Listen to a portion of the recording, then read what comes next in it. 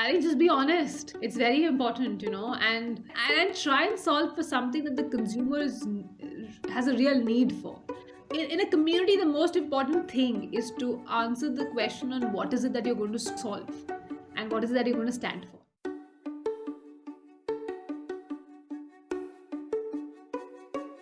Hello and welcome to the Startup Operator Podcast. I'm Roshan Cariappa. Malika Sadani is a banker turned D2C entrepreneur. When she couldn't find a moisturizer that suited her daughter's skin type, she started looking into toxin free and natural products. And after speaking to over 200 moms, she validated the need for something like this and she quit her lucrative job in finance to start up the Moms Co with her husband and co-founder Mohit. The Moms Co is on a mission to help moms make natural, safe and effective choices for themselves and their families, and is one of the largest startups in the beauty and personal care segment. Last year they got acquired for 500 crores by the MyGlam group.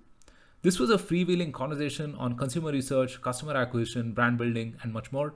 So let's dive into this episode of the Startup Operator Podcast with Malika Sadani. Hey Malika, welcome to the Startup Operator Podcast. Thank you so much for making the time. Thanks, Roshan. Thanks for having me. Yeah, so we haven't had a lot of D2C founders on the podcast earlier, and certainly no one from beauty and personal care. So I'm very curious to understand all of the nuances of operating in the space. But I'd like to start with consumer research, right? Because I think that's key. D2C is on fire today. A lot of people are starting up in the space. We saw that on Shark Tank as well. I think, 1 in 3 or 4 startups that appeared on the show were doing something related to D2C. All of us have had some kind of ideas, right? Interesting ideas that we want to explore further, maybe build a business out of it. But the key thing I think that sets, real entrepreneurs apart is the conviction to get started and also then validate that idea with the market as such. And while doing my research, I discovered that you have an interesting story on that front in terms of how you went about validating the problem and solution. So I'd love to know more about that and also about the value in general of speaking to people and doing the consumer research. Yeah. So, I'll tell you a little bit about the history and why I think the consumer research is extremely, extremely important on that, right? Because I think when you do a startup, it's very important that one, of course, you're very passionate about what you're doing. Second, that whatever is the proposition that you're looking to build needs to be relevant to the consumer and needs to fulfill a need that is yet unmet, right? That's the only way where you will find large scale to the business that you're looking to do. And I think, in that context, when I decided to start the mom's company, it was originally out of a very personal struggle where I couldn't find natural, safe, and effective options for my daughter. She had a skin condition, and it was very surprising for me to notice that a good lotion was not doing the job of moisturizing. And that's when I got down to kind of figuring out if there's something that we could do about it. But I think the first step to that was trying to figure out from other moms around, saying what is it that they use for their kids. And it was just a surprise to me saying that there were so many of other women just like me who were struggling to find good quality natural products for their own families and their own children. And that kind of got me thinking to saying that, finding a good natural lotion to your child cannot be that hard. And why is it that nobody is doing something about it? So first step was, of course, establishing the need and validating the fact that there was a need for it, and then kind of putting in the job of figuring out and doing some sort of market research to figure out how big could the market be. Is it a sizable business? Because that then starts deciding your next course of actions of, even simple things around, do you need to take funding, you don't want to take funding, because everything kind of starts developing around that, right? So I think the next step was to figure out how big the market opportunity was, and we just discovered that it is just huge, right? Some of the brands were so big in this space, and those were the brands that people were not comfortable using anymore, right? So the opportunity seemed at large, and then started the work of the next leg of consumer research of finding out how do I make myself relevant to this person. What is the current gap in the market? What is it that the consumer is looking out for and is unable to find in the current available options?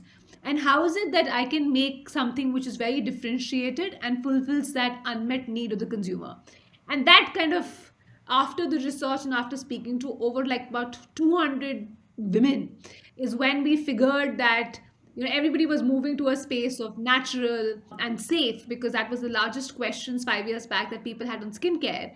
And then trying to create a proposition on how do I solve and answer that unmet need. So what we did at that point of time was we got ourselves certified by an Australian firm called Safe Cosmetics Australia. So all of the Mom's Co's products are certified toxin free by this brand called Safe Cosmetics Australia. And that was what we came up with, right? In terms of an external validation, saying that, like we've proven that we have created products that are world class, made out of India. And simultaneously, it was about how do I kind of make that connect with the consumer? Because in the online world, I think the one thing that we all need to keep in mind is that there are too many people shouting out their stories, right? And there's a connection that the consumer makes with new brands initially, right? And of course, but that's when nobody knows you. Your first set of consumers are going to be the first set of people who listen to your story, kind of attach themselves to your story, and then make the purchase, right? So then it was all about telling the story. And I think the way we wanted to build Momsco was in a very authentic and an honest fashion. So actually, the first few conversations we did were live conversations with me, and I came up with the first video of the video being shot with my daughters in my house. And it couldn't get more transparent than that, right? I like, this is like, I've opened up my world to you to say, those are my kids and they had a problem, and that's how the company currently exists.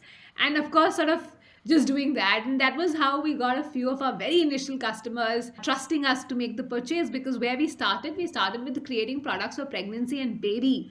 And it's an extremely, extremely sensitive category. Like asking a parent to trust us for their newborn baby is huge amount of, ask.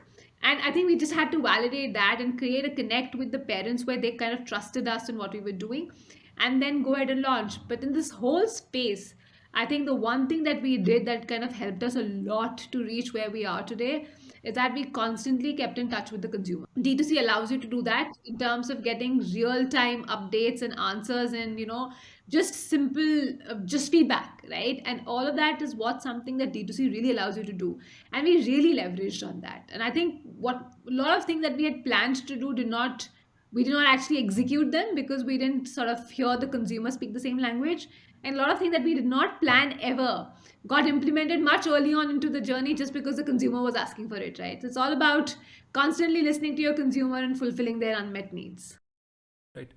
The way you have these conversations with users, prospects, or customers, right, it has to be really nuanced as well, right? I mean, you can't really ask them very one-on-one kind of questions, because people say one thing and do another thing all the time, right? And really, for you to glean these insights from what they're saying as well, and not really bring your own biases to the table as well, is very difficult.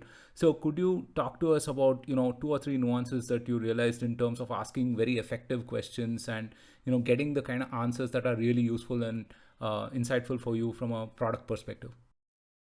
So, Roshan, when we initially started, our customer care calls or our feedback calls used to run into hours altogether, because there is no way to have a ready reckoner or a ready playbook that you can ask the consumer at all point of time, right? Because your consumer is going to be very different from mine. But so the conversations were really long. But what we also realized was that when you're really young, that's when you can get maximum customer insights at on a personalized level, right? Like, of course, as you grow, you get tech in place, which starts creating a lot of, sort of algos for you and a lot of results for you that get thrown at you. But I think when you're just about starting and you have like limited resources, it's all about those personal connections, those personal conversations which you do with your consumer. And it was very interesting on how open the consumer was in having the conversation with us, and that was, I think, one of the most welcoming things that we saw, right? Like, it was as much as that consumer was bought into your thought and wanted you to succeed, and hence gave you ideas. So some of the stuff that we actually got as insights from the consumers was, of course, on the product quality, which pretty much everybody would sort of ask questions on. But we also took insights into next ingredients that they would want for us to play in the space of D2C, right? Next ranges of product you would want us to launch. What is it that you see the Momsco extend into? What is it that you see Momsco stand for? And it was very interesting because everyone had their own description for the words, right? And at the end of the day, it starts off with the story I want to tell you. But eventually, it's about the story that lands on you and that resonates with you as a consumer. And then how is it that you actually feed that story to becoming marketing communications for you at scale. And that kind of helps build a lot of trust between the consumer and creates a very strong bond. So I think all those long conversations just had all of this answered for us. Like, we asked customers to personify the brand for us. We asked the customers saying that, if the moms go walked into a store, what would it look like? So all this crazy stuff we did, and all those the books that we had read while we were doing our MBA, we tried all of that. And in the end, we put all of them aside and I said, chalo bas baat karte hain, and let's just speak to them and then let's have a long conversation with them. We did very interesting things as well on where Mohit and I used to go and deliver orders to consumers, a few of them, and we had some lovely memories at that point of time, because I remember there was once a point in time. So what we used to do is, initially, to build the bond with the consumer, what we used to do is that we used to send a handwritten note or a card to everyone. And when we launched our baby care range, we actually asked the parents to mention the name of the child in the in the order. And it was very interesting that one of these houses where we had gone to deliver the products, we rang the bell and we opened the door and you're like, hi, I'm Malika and I'm the founder of the mom's company and I've come to deliver your order and love to have a chat with you. And they would get so excited. And there was one such moment when there was a little girl that came with the mother on the door to open the door and said, oh, I want to know one thing. How is it that you know my name? How do you send me letters? And when we landed, we were sitting there. Of course, the mother was a little like surprised and then got us in. And then we, of course, started chatting. And the girl ran inside and actually got that letter. And the mother said that this letter is made into her baby book just because of the fact that it was the first letter that was addressed to her daughter, right? And these are memories and bonds you make with people over a very long period of time, and that stays with them, right? And then we spoke to them, and there was, of course, feedback not just from the parent but also from that 6-year old who was using the product, in terms of what she liked about the brand and what she did not like about the brand, right? And it was just very, very interesting. So I think just having like really long, honest chats with them was our first hack to understanding the consumer. That's awesome. That's really awesome. So with all of these conversations and all of the learnings that you kind of distilled, right? I mean, you decided to focus on a particular niche, and then the other problem of articulating this brand or product promise, right? And doing all of the work to make it a tangible reality. Plenty of things. How should the packaging be? What product should we focus on? How are we going to sell this? What is the marketing communication going to be, etc., etc. Now, could you again? I mean, this is probably many years' work. I'm asking you to distill it to maybe like a few minutes in terms of what follows after that, right? So how do you articulate this brand promise and take it to the consumer? So we did this initially on, actually. So when we decided we wanted to build the organization, I think we didn't have the name The Moms Co in mind. We didn't have, of course, a look of how it should look in mind. So what we did was got an expert with us to work with us, who was a mentor, and said that, this is what I want to build. And I remember the thing that they asked me to do, they asked me to go back home and write my story. And why is it that I'm doing what I'm doing? And then come back and tell me, saying that if this was like your third child, or if this was something you were building from scratch, what are the characteristics that you would want to kind of get from this particular product? And I remember I wrote down saying a lot of stuff around honesty, transparency, believable, expert. And those are the words that I wrote and I jotted down, right? And I think it was very interesting as an exercise that the man gentleman made me do, because that actually flew in as the brief to the to the creative agency, as saying that this is what we're looking to do and this is what I want to build. So and that was, I think, my first experience of learning that the colors that you use, the fonts that you use, all are leaving a mark in the mind of the consumer. It's all leaving an impression in the mind of the consumer. They're creating their own perception about the brand from everything that you put on the packaging. And that was very important, because since I had laid out saying this is the characteristics I want the brand to stand for, and why that is important, for all entrepreneurs to know, is that at the end of the day, you're going to be spending a lot of time building what you're building, and you need to be in love with what you're doing. And if it is not aligned with what you want to do, you wouldn't find the energy to sort of stay up in the night, morning, wake up every day very excited. They would be shit breaking, but walking into the office with all smiles so that the whole world thinks world's rocking and perfect, right? And I think to do all of that, it needs to really resonate very strongly with you and what you're building. And that kind of, when they created what was the output of it, and of course it was many months of iterations after we reached something which I really liked, And it just felt like it was mine, and this was what I want the company to stand for. And I think that kind of flew in because that is what I wanted to do. So it flew in, one, in the packaging, in the brand ethos, and then that got translated to what your social page looked like, what your website looked like. I remember the first version of the website, a lot of content I wrote myself on it because, of course, lack of people, you didn't have too many people in the organization at that point of time. And when we used to take feedback, people used to call and say that there's a woman who has written this website for some reason, and I don't know what it was. I don't really know what it was, but I think it was just all of it just coming together where you wanted it to stand for something, and it stood for something that helped you get your first set of evangelists and your first set of loyalists, and then they kind of became those evangelists who spoke and got you a lot more customers. But they just took off the mom's go what you wanted to tell, and that kind of was very, very important to do. And of course, then we did the packaging first, the brand name, the brand purpose, the brand book got made. And then it was all about consistency. Like everyone in the organization had to go back to the brand book to say that this is what we stand for, and that's the conversations we will do, and these are the things we will not do. And constantly just being consistent over the same message and harping the same message over and over again. I think that's what is extremely important in brand building. Right. And anytime you're trying to do something different, there's a whole lot of educating to do, right? Why people should pick your brand versus, a bigger brand, and so on and so forth. How do you educate customers in your category? I mean, what are some of those ways that you did that? So we did a lot of content that we started putting out. It was very surprising for us to notice that even though there are multiple websites that had a lot of content available in the space of pregnancy and baby care and just care for women, but there wasn't any trusted partner that they kind of found in, right? I remember one of our first instances when it was first year, and we were of course a product company, but about it was Karwa Chauth, and a lady wrote to us saying, "What's your stance on Karwa Chauth and pregnancy?" And and that's when we realized that the opportunity is much larger than what we think. And the consumer is not just seeing you as a provider of a product. And this is not a traditional just FMCG company where you have a one-sided relationship of just making the purchase of the product, but it's a two-way communication that happens in a D2C world.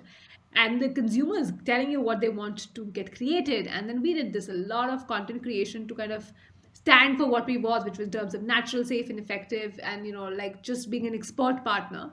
And we started creating a lot of content on that. Second, what we did was made sure that we got the right set of influencers on board who started talking about our products. When you're just starting about, you don't have high budgets for very high media spends, and hence finding these influencers who really stand up for what you're wanting to build was very, very important. I remember a few of the really large names, and we couldn't afford them at that point of time, but we said that we want to just send you the products for you to sort of just try them and give us your feedback on it, right? Because you do so much in that space. And they tried the products, and a lot of them actually posted for us in free. And it wasn't just big influencers, there were some celebrities also who did that for us, because the one thing that we decided we would always focus on would be on the product and giving an exceptional experience to the consumer. And once we did that, and people actually genuinely thought that the product was very different from the rest of the products available in the market, we actually found a lot of people who reached out to say, what is your story and why are you doing what you're doing? And once the story resonated with them, they actually did a lot of posts for us. And that was our first set of very big influencers posting for us. And then, of course, as your business grows, then you have a lot more money available to do a lot more other things. And then we started Facebook ads, Insta ads, YouTube ads, Google ads, started advertising on the marketplaces to have conversations there, got bigger influencers, did product shoots, video shoots, conversation shoots, and then, of course, built up from there.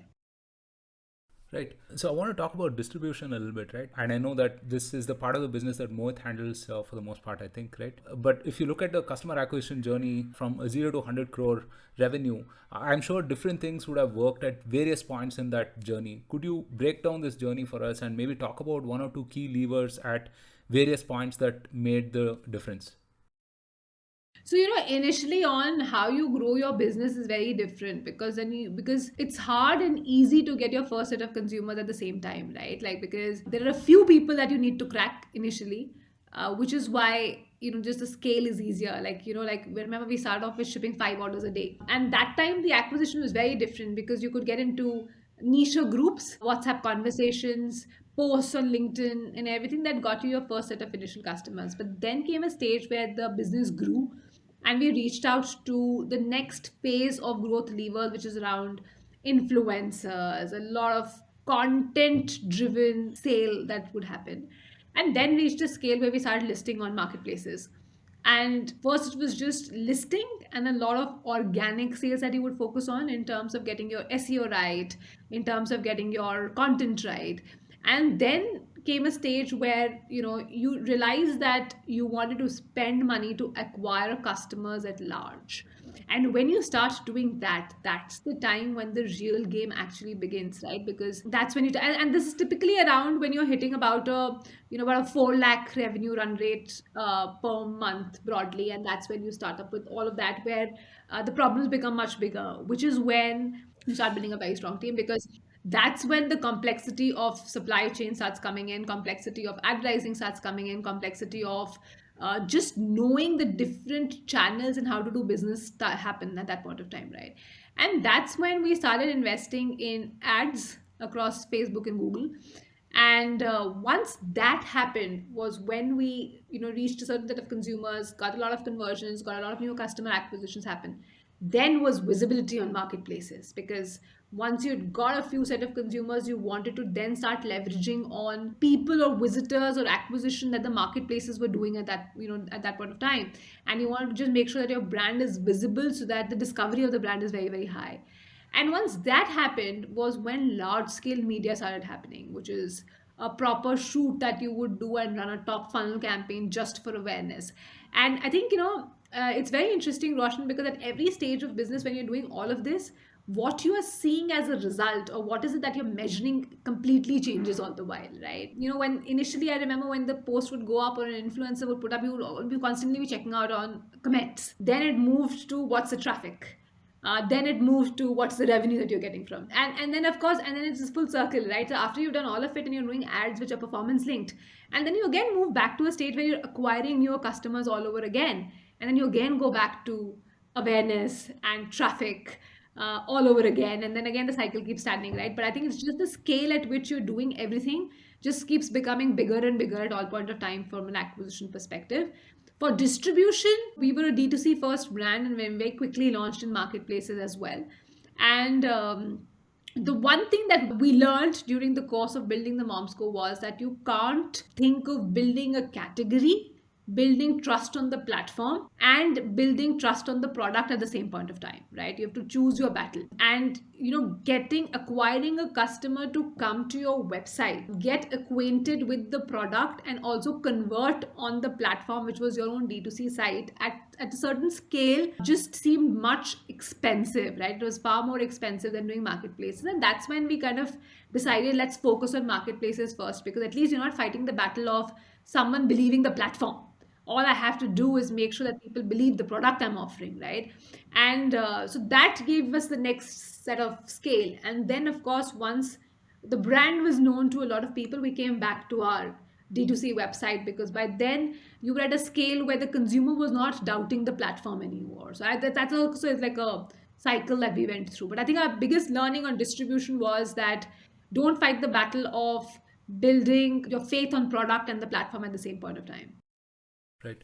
I think it's one of those rare pleasures of business building when you see that flywheel really kick in, right? So this segment, right, CPG, FMCG, etc., is ruled by big brands, huge brands. In fact, I mean, interestingly, I was just reading something that the HUL India CEO said in one of the interviews, saying that HUL adds 5,000 crores of revenue every year, right? That's growing at around 10-15%.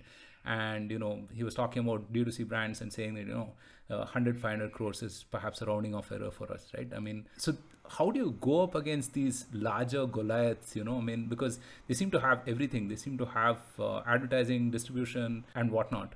So how do you go up against larger incumbents in the market, and what are some do's and don'ts? Yeah, I think the one thing they don't have, which we have, is the speed of innovation. We are very, very close to our consumer, and the speed at which we can innovate is much higher. And I think that's directly contributed to the fact that the fear of failure for us is very, very low. And the cost of failure for us is also very, very low, right? So when they launch a particular product, it's a mass scale and mass distribution. It needs to run through multiple levels of checks and consumer studies, consumer product testing, and all of that. There are multiple organizations in place. I know it because we are at a stage where we are doing some of it in certain cases right now, right? And there's so much to and fro that happens before you actually get down to launching a product. But as a D2C first brand, what you do is you hear the consumer very quickly. You create the product, you test the product, and then you launch the product. And when you launch the product, there is limited monies that you spend on it digitally. You don't need to create very large batch sizes that need to get distributed across retail. Where if you've placed a product, recall will be very very hard. So here, what you do is create a really small batch, test the market, launch the product, and then your consumer gives you feedback for it, and that's when you decide whether you is a product that you're going to scale at large, or is it a product that you're not going to scale at large. But I think just the cost of failure is not high for us, which is where we innovate much faster, we react to consumers' needs much faster than what a giant FMCG company can. And I think that's what differentiates us from everyone else, just the closeness to the consumer and the ability to react to the consumer's needs the fastest. Right. So brand is clearly a key differentiator, right? And if you kind of extend brand out, I mean, you get content, community, and so on, and you build that loyalty and trust amongst this audience. And you mentioned earlier, tying it to a larger purpose as well is important. All of this is like super complicated for someone who's just about starting out, right? So how should people think about building a community, building trust in the ecosystem, and so on? I think just be honest. It's very important, and try and solve for something that the consumer has a real need for. I've seen some beautiful communities being set up by some D2C brands, right? And all of them are around concerns that consumers face and have not had conversations on, or are not comfortable having that conversations at large scale, right? And they are the ones who sort of come together in terms of like-minded people. And I think in a community, the most important thing is to answer the question on what is it that you're going to solve, and what is it that you're going to stand for. And if that is answered for you, you will find people who are looking for that solution, who will keep coming to you and engage with you to have conversations. I think building a community is not an easy task at all, because it's a lot of responsibility, it's a lot of work in terms of creating really content that the consumer can constantly keep engaging with. But everybody joins the community for one single purpose or one single answer on a need that they're looking at. And I think just creating and finding out what that need is and solving for it is it's what helps you create the community the soonest. So just to give you some examples, right? Like I think there is these groups on curly hair, for instance, and the group just has conversations on problems that curly hair people have, solutions that they can find in the market for it, what is some of the home remedies that they have. But the only conversation that happen on that group is around solving for the curly hair people and what they go through, and then it's just an open forum where people just come and discuss, saying that I have that problem, and then sort of I also have the problem. How do you look after it? And then it just builds a bond, right? Where everyone comes together then to start helping each other, and that's when the community actually becomes strong. Right. So the way people buy products has changed tremendously, right, over the last few years. I mean, people like to talk back to their brands. People like for their brands to stand for something, and so on and so forth. I mean, being as close to the consumer as you've been over the last few years, what are some two or three things that you've realized in terms of how the modern buyer makes their decision?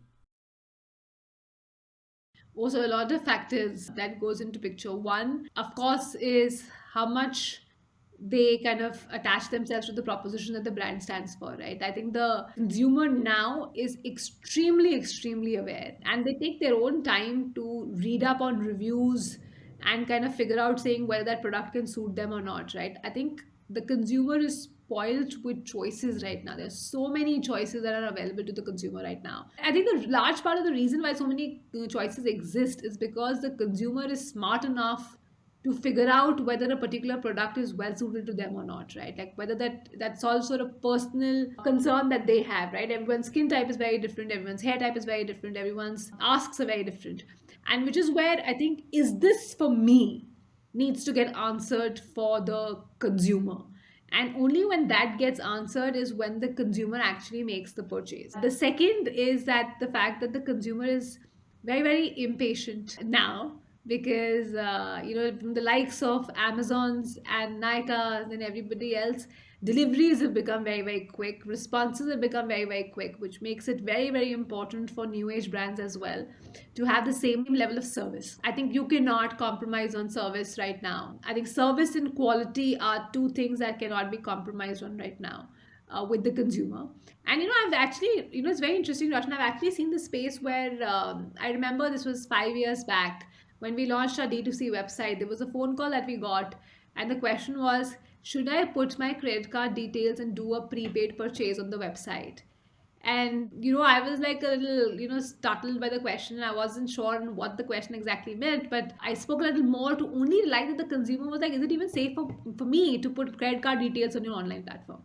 And from there, you actually have data input on a lot of portals permanently, right? Because of the quick one step checkout that you can get by only saving all the data that you have. I think we've come a long way, and the consumer has changed, and the consumer is impatient, is looking for the best, is aware. And I think the most important thing is that the consumer knows what they want, and that's where the brands need to work really hard to answer the question, saying that if they ask you a question on, is this meant for me or is this good for me, you need to have an answer to saying that yes, it is, and it is good for you because one, two, three, right? And that cannot be done on a personal chat at scale, which means everything that you put out needs to give out that communication to the consumer. Yeah. Yeah, a lot of things have become table stakes right now, right? I mean, 10 years back, I mean, delivery was such a magical moment, right? Someone actually came and delivered to your doorstep, or you could pay online, etc. Today, I mean, everything is taken for granted. So, last year was a milestone year for you. The Momsco got bought over by the MyGlam Group for about 500 crores. We don't see too many meaningful acquisitions in that space, so that's a phenomenal achievement, and kudos to you and the team on that. But I've always wondered, how founders deal with the day after, right? So how do you find purpose post the acquisition? What changes post the acquisition? Actually, nothing. You spend so much time with the product on building what you're building that it doesn't really matter whether you have full ownership of the business or not, because you don't change as an individual and your purpose doesn't change as an individual. So it may be a slight transfer of ownership, but at the end of the day, as long as you are driving the business, your passion for what you're building is not going to go down at all. I think what changes for you as a founder is that you get a lot of access, and you have to learn how to deal with that kind of access suddenly, right? You may be used to taking decisions very quickly, a lot of them based on saying that, this is it, I think it's nice, let's go ahead and launch that. And then those convert into some discussions over a table with a lot more team members, where I think it gets a lot more organized in general. And I think the one thing that I realized about the acquisition and the success of the acquisition is the fact that it is very important for both the parties to have trust in each other. And the fact that we all mean well, and at the end of the day, our purpose is aligned of making sure that the Momsco does really, really well in its life, right? And succeeds and kind of gets a lot more customer acquisition than what it today has. And as long as I think the goals are aligned, everything else just falls into place. But yes, to I mean, like, as a very honest confession, it's not one of the easiest decisions that you make. But yeah, it's a hard decision to make. But at the end of the day, you have to remember that it is business at the end of the day, and the fact that you took money from people, you kind of have to return it back.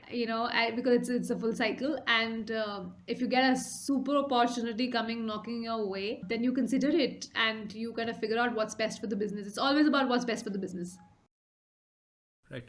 Yeah. So there have been plenty of insights on the podcast on building in personal care, D2C, and so on. But for the entrepreneurs out there who are perhaps listening to this podcast and wondering, how do I start up on in this space, right? So what are some 2 or 3 points that could help them to get started, basically? Yeah, so you have to find something that you're really passionate about doing. And if you are really passionate about doing, just get started. Everything else will just fall in place. I think a couple of things that we did, and I would advise you also do, is the fact that make sure you surround yourself with really smart people. Get your set of mentors, because there's a lot of load that comes on the entrepreneur, and I think it's not correct for us to believe and say that we know it all and that I'm going to do it all, because there's no way you'll be able to do it all. And it's very interesting on how you start your business, and then you're like, oh, अभी तो सबसे मुश्किल time है because लोग नहीं है, team नहीं है, ये नहीं है, वो नहीं है, you know, and they're like, I don't have access to anything. And then your team grows a little bit, and then you're like, now that people will come on board, my life will get more easier. But it never does. You know, it just keeps getting more and more complicated, and it gets more and more complicated, right? So I think, and you're made to take decisions, and some of them you would have never made in life, right? Like as a, you know, I did my engineering and I did my MBA in finance, and then I kind of did what I'm just doing now. I obviously don't know everything about manufacturing, everything about supply chain, like, you know, and everything about how to market a product, but you learn along the way. And the only way you learn along the way is if you believe and if you're aware of what are the gaps that you have, and then you make sure that you get smarter people than you constantly who come and fill that gap for you. And you get your mentors who will constantly tell you, like, this is what you're going to be at 6 months down the line, and this is where you're going to be at 1 year down the line, and you need to start prepping for it right now. So as long as you have these set, which is a purpose that you really want to stand for, or something that you really, really want to do. I always tell people that if there's something that keeps you up at night, maybe it's really worth losing your sleep over. And that's what you then start building on. And then, of course, everything will fall in place. Like, there cannot be any better time to be a D2C founder than right now. So you have to sort of just go ahead and do it. Awesome. So I'm curious, what is the best piece of advice you've ever received? The best piece of advice that I have received was when I was actually beginning to start the organization, you know, because we always discuss success stories, but it's important to remember that there are a lot of stories that have not been successful as well. And one of the most important advice that I got from one of the mentors was the fact that they said that write down two things that if you hit that rock bottom, you will leave this and go back to your regular job, because it's very important to know that when you start building something, you get so married to the idea that it becomes really hard for you to detach yourself from it. And I think that's when these two things is going to be the most important and tell you saying that, no, this is not what it is. When we started, Mohit and I, we gave ourselves 2 years to see where it goes. And if it goes well, is where we stick on. Otherwise, we go back to our regular jobs, because when we started, we actually gave up on, we had zero family income. We were eating off of all the savings that we had made. And when you're doing that, it's very important to realize when is it that it's time for you to go back, or if may not be the both of you going back, at least one of you goes back and you start getting a steady source of income, right? So I think that was very, very helpful, because we knew exactly that we had this much time in which we had to do something and prove it that it's going to be successful, because if that's not the case, then we go back to our regular jobs. And luckily for us, that moment never came. But you know, when I wrote that, it was very surprising, Roshan, because what I wrote was really interesting, because, you know, I wrote two things, which was one, that I don't want to leave my house, and second, that I don't want to be in a situation where I can't pay my daughter's school fee. And if you reflect back now on that, there are two very basic things to ask for. It was not about those holidays, it was not about those dinners, it was not about anything else, but it was just about making sure that I don't have to leave my current home or pull my daughters out of the school that, you know, they're currently going into. And that just sets expectation right, because I moved from a stage where, you know, we were in very handsomely paid jobs, and we moved from there to spaces where, you know, from eating in only 5 stars to eating near roadside dhabas, being super excited about a washroom that I saw during an interview because, you know, it was clean and it was nice, and it was just this, right? So it just sets perspective on very different things for you. And I think just having written those things, and you go back to it, and then you're like, I haven't reached there. I can't stop. You know, and then you keep going on and on and on and on till you actually either reach that stage or do really well in their life and get a good out. I think it's such an important point because oftentimes it becomes some kind of a pipe dream, right? People get married to the idea and they're so passionate about it that they lose track of reality, and this kind of weighs you down. And yeah, I mean, it's a great point. So, Malika, this has been a fascinating conversation. I can go on, but I know that you have plenty of other things to do. But before we wind up, I mean, could you recommend some of your favorite books or podcasts for our listeners? So I think the one book that I really enjoyed reading a lot was the book on Innocent, the book about Innocent. It's about a healthy drinks brand that got launched, and the founders wrote that book. I think the way that book is written, it is just so honest, and it is so beautiful. And I think when you read that book, there are multiple times, and they've actually shown the journey all the way from when they started growing to at scale what happened and all of that. And I think it's so relatable in multiple instances that I thought it was just beautiful. Very very breezy, very nice, easy read, with a lot of stuff that you see. And I think in the journey of entrepreneurship, sometimes just validating and knowing that someone else has also gone through the same thing is extremely important. And I think that's exactly what the book does for you. Awesome. Thank you so much, Malika. This was a pleasure talking to you, and all the best for everything that you have coming up. Thank you for having me. It was such a pleasure. Thank you so much for listening. If you liked this episode, then don't forget to subscribe to us on your favorite platform and share this episode with all of your fellow startup operators. Also, follow the Startup Operator on LinkedIn and Twitter for more updates. Stay safe, take care, and see you soon on a brand new episode of the Startup Operator.